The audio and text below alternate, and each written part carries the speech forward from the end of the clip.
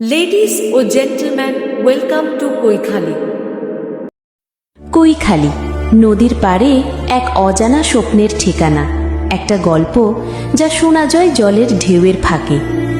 এই নদীর জলটা কেমন যেন অন্যরকম, যেন পুরনো কারো চোখের জল যে কখনো কাউকে বলেনি তার ভাঙা গল্পটা। এটা কৈখালী, সুন্দরবনের একটা ছোট্ট নাম, কিন্তু যার বুকের গভীরে লুকানো আছে এক বিশাল জীবন।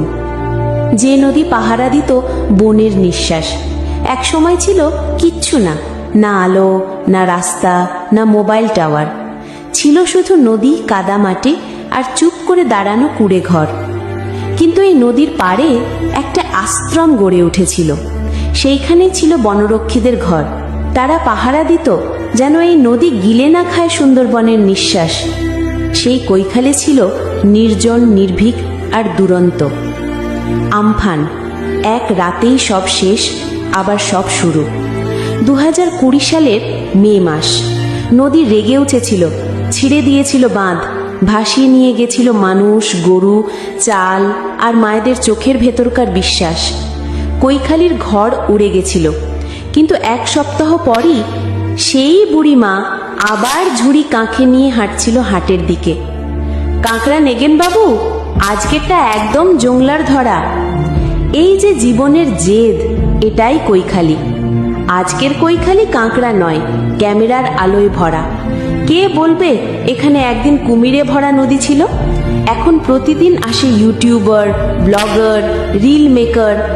এক পাশে দাঁড়িয়ে আছে ছেলেটা, বলছে বন্ধুরা আজ আমি কৈখালীর এক গোপন ঘাটে এসেছি। আরেকদিকে দাঁড়িয়ে একটা ছোট্ট মেয়ে নাচ করছে, পেছনে কোচানো নদী।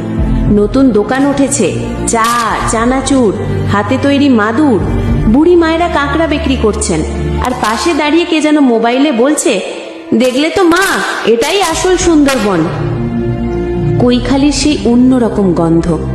দীঘা, পুরী, বকখালি তোমাকে সমুদ্র দেখায়, কিন্তু কৈখালী তোমাকে জীবন দেখায়।